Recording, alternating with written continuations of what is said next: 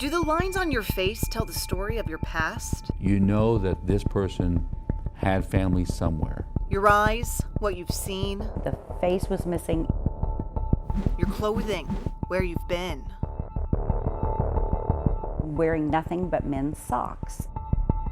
On the most rural of roads, hidden behind brush between overgrown grass, a man saw something that looked like an animal. I said, I don't think it's a goat. His wife sharing that moment for the very first time. And I said, it looks like a body. It was 1988, warm for the Friday before Mother's Day in a small community near Corinth, Kentucky. It was a very Christian-based community at that time. But Joy Kelly's discovery was far from holy. Every time you close your eyes, you see that raising up in front of you.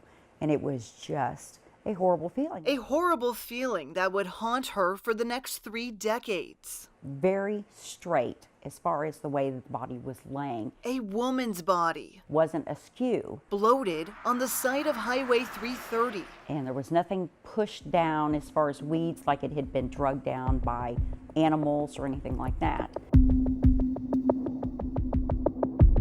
I'm Detective Andre Samu with the Kentucky State Police, looking into an unsolved murder case from 1988. Parts of the body was missing. The left arm from the elbow down was gone. The woman was strangled, and by the time the body was discovered, she had been dead for days. The thing I remember most, and I mentioned to the detective, wearing nothing but men's socks, and they were pulled up perfectly, brown socks, just perfectly done.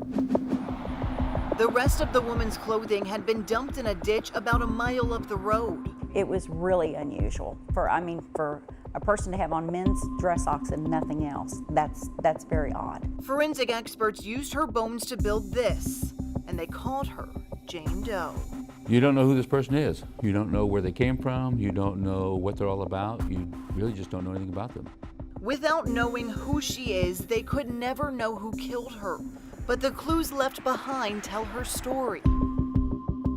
Brown hair found at the scene. When the coroner obtained the hair samples, he didn't know that DNA was going to be coming down the pike. He just collected because it was there and nobody else picked it up. A series of fingerprints. The right hand still existed, but there was certain portions of the fingers that were still intact that we were able to get a fingerprint. A mysterious mark.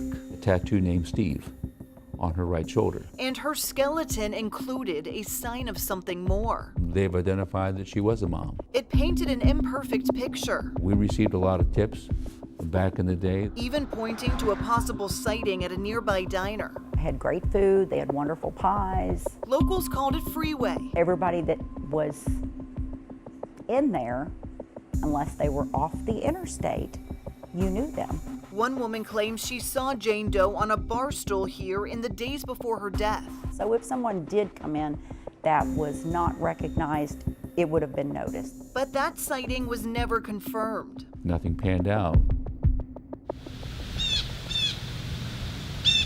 Jane Doe was buried with other unidentified individuals in the Monterey Cemetery. The case eventually went cold. No new leads, no breaks in the case. Jane Doe's fate sat in a folder for nearly 3 decades. 30 years, somebody's missing somebody. But now, a new detective searches for answers. Can the fingerprint resolve to something? Absolutely. Can the DNA from the hair? Absolutely.